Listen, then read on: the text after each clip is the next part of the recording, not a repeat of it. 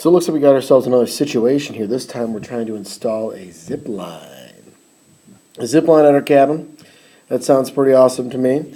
Now you're standing on your deck. You got to figure out how much zip line to order here. So we can see both the start and the finish spots for the zip line. Now use the stadia lines on your transit to figure out the distance to each spot. We'll talk about that in class of how to use that. For now, I'm just going to give you the lengths, obviously. All right, and you also get the angle between you and those two spots. You can get that angle of rotation, basically, as you turn the transit from one spot to another. Okay? So let's take a look at this situation here. So we've got a start point, right? And we've got a finish point for your zip line. That's over your lake. And you're basically over here, using your transit with those stadia lines to get this length. So 300 feet is what it says. And then 450 feet. And the angle between, we said, was 105. So what we've essentially done is we've created, again, like this imaginary triangle type deal that we can use to solve for our length of that zip line, which is this value right there. Cool.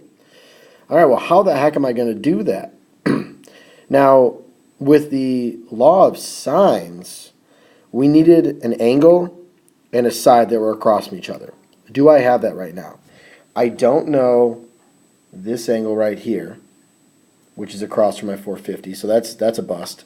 I don't know this angle here, which is across from my 300, and I have this angle, but I don't know this side.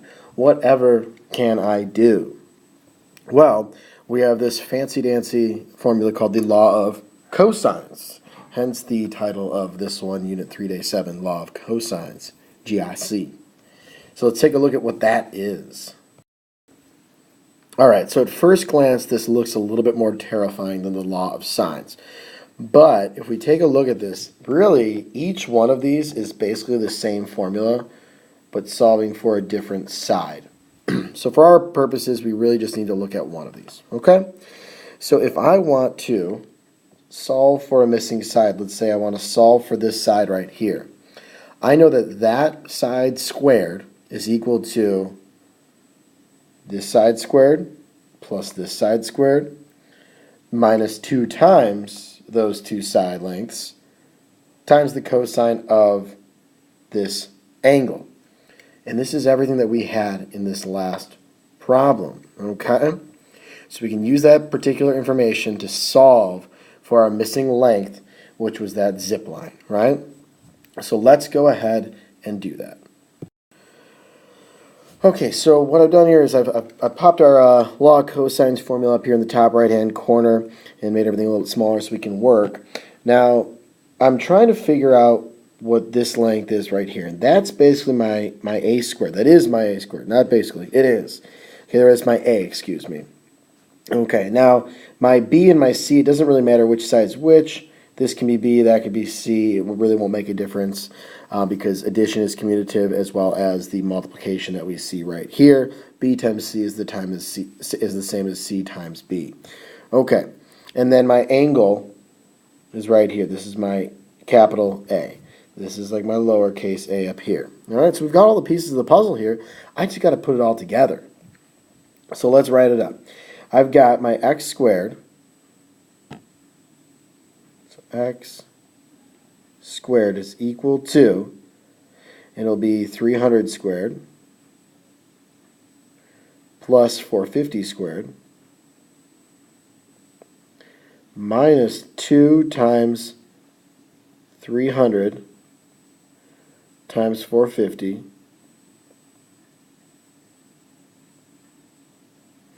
all times the cosine of 105, my angle. Okay, that's quite the mess there, right? That's a lot. This is a lot to plug into a little phone calculator. Definitely helpful to have your TI-84 when using law of cosines. So basically, guys, this is just, that's a number, okay? Those are all numbers there. You're squaring, you're adding, subtracting, multiplying, taking the cosine of 105. Those are all numbers. So I can plug all this in my calculator all at once to get a value. So let's do that. So when I plug all that in, it's a big old number. I've got 357,558.943294, so on and so forth. So 357,558.9-ish is what I get there. And that's what x squared equals. So what do I have to do in order to solve for x? How do I get rid of the squared portion? Got to do a little bit of algebra here, guys. I'm going to square root to get that, and I'm going to get x equals approximately 597.96.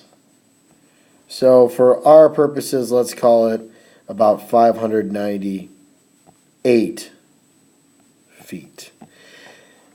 And something like this can be very, very helpful if you're at a certain point and you want to find the distance between 2 points, but you maybe don't have the means to get to both of those points, or maybe it'd be inconvenient to go from one to the next. For any number of reasons, this can be a helpful formula to be able to figure out a missing length like that. Okay, you can even use it to figure out missing angles if you'd like. We're pretty much going to stick with the finding a missing length for our class, and you might go into something a little bit more intensive come pre-calc if you end up in that class later on down the road. All right, but for our purposes, we're pretty much going to use it to find a missing length. Okay, otherwise it gets a little bit more involved. Okay, so there we go. Law of cosines. We'll try one more example with this. I will be giving you those formulas, so don't stress over that. But again, even though there were 3 of them that we saw for law of cosines, they're all basically the same thing. All right, so we got Vanilla Ice. He's back in action here. He's back to the rehabs. He's framing a set of scissor trusses, it looks like, for a living room addition. So he's building out of the place. He's going to prefab some trusses. Now you can either purchase prefab trusses, you can make them yourself, save a little bit of money that way, or you can do what's called stick building a roof structure. He's choosing to go the scissor truss route and prefabbing them himself. Okay. So it's going to be like a vaulted type ceiling here rather than a flat ceiling, which is a lovely little look. So the ceiling pitch of this one is 14 degrees. Okay, that's the bottom part of this truss here. That's the ceiling pitch. So that is 14 degrees, which is a 312 pitch, all right? 312 roof pitch. Now the roof pitch is a 512 for this one. So it's a 22.6 degree pitch. Now the roof rafter, this guy right here, is 20 feet. And then it says here that the ceiling rafter is 19 feet, which is this guy down here. So it says, what is the length of the king post? Okay, so this is what I'm looking for up here. This is called the king post up top there. Then there's also sometimes referred to as the side post, which is like this guy right here. Side post, king post, and I would label that on a math test. I wouldn't knock you if you picked the wrong one because that's more of construction lingo. So it also says, what would that length be? And we'll say that that's in the middle, okay? So it's perfectly split in the middle here. What is that value? All right, so let's worry about the king post first, and then we'll come back to that y value, maybe make some predictions, and then also math it out.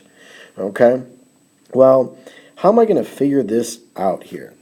Interesting. I've got 2 lengths. I want to find a third length. I don't have anything else right now, or do I? Well, let's think about this here. I've got a 14 degree pitch of the ceiling and a 22.6 degree pitch of the roof, right? Is there a way that I could figure out this angle right here? Well, I'm going to work on the other side because they're symmetrical, okay? So if I'm just going to think right triangle here for a sec, okay? So let's think back to right triangles. Boom. Well, this angle right in here is 14 degrees. This angle, let's see here, it's a 512 pitch. So this whole angle, that is 22.6. Is there a way we could figure out this little angle in here? If you guess subtraction, you are absolutely correct. If I take 22.6 minus 14, I get 8.6. So this angle right in here is 8.6 degrees. Okay, so what I have here is I have an angle and then two side lengths. And those two side lengths that I know are the two sides that form that angle. So this is, once again, a law of cosines problem where I can solve for this missing side. Okay, so I know that x squared is equal to my two side lengths squared and added together minus 2 times my other side lengths, 20 and 19, times my cosine of that included angle, which is 8.6. Okay. And again, I'm going to plug this whole awful, terrible, wonderful mathematical mess into my calculator, which is incredibly convenient to have a TI-84, 83 like you should have for this class. Generally speaking, we can get away with a phone calculator for a lot of our calculations. This becomes far more involved. Please, please, please get yourself that TI-83 or 84 calculator if you haven't done so already, because this is just kind of a nightmare to plug into a phone. All right, so when I plug all that in, which I just did there as I babbled for a while, it is 9.545, blah, blah, blah, so about 9.5, right? That is approximately. And then how do I solve for x? I got to square root it. That's how I get rid of the squared portion, which ends up being 3.089, so about 3.1, we'll say, feet. So that would be the length of that king post there, which I figured out using some fancy non-right triangle trig. All right. Well, there we go. I mean, it's a rather straightforward, but just very involved formula, right?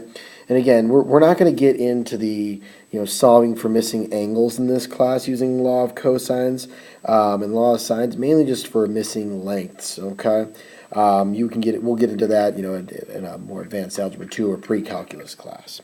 All right. So what about that side post, the one that we labeled as y? What might that be? Let me see here. Perfect. I can make this a little smaller so we can work. Okay. Well, how am I going to figure that out? Well, we did say it is in the middle, right? So what I'm going to do is I'm going to draw off to the side here another version of the triangle that we're working with.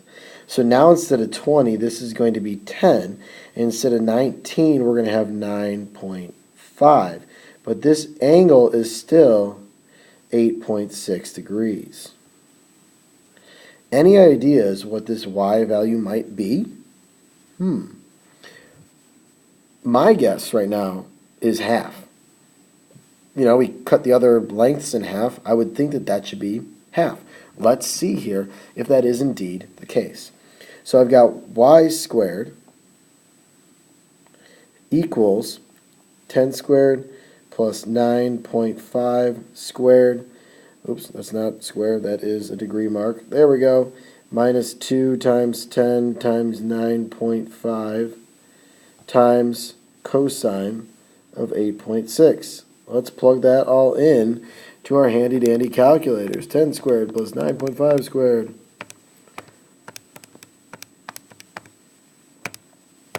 If you're getting funky answers, make sure your calculator is in degree mode. If you hit the mode button on the TI-84, you'll see radians and degrees. Degrees is what you want. All right, for this one, I get y squared is equal to approximately 2.383 6, so on and so forth, so about 2.4, but I'm going to square root it in the calculator using the exact, or very close, to the exact answer there. It's your calculator rounds it, but it's going to be pretty darn accurate. And I end up with y is approximately 1.54, so 1.5-ish. That is right about half of what the other one was. And the only reason why we're a little bit off, what do you think? Well, it's because we've been rounding, all right? We rounded that 3.1. We rounded this 1.5, so they are a little bit off from each other, but it is indeed half that length, if you were to be exact and precise about it. Kind of neat, right? That's basically like you have similar triangles. You guys remember the similar triangle unit? When we extend that truss to the double, that full length of 20, the red and the black triangle that I've created, those are similar triangles, right? They are, your sides are proportional, your angles are congruent. Very cool. Hope you guys thoroughly enjoyed the wonderful, wonderful world of non-right triangle trig, law of cosines action.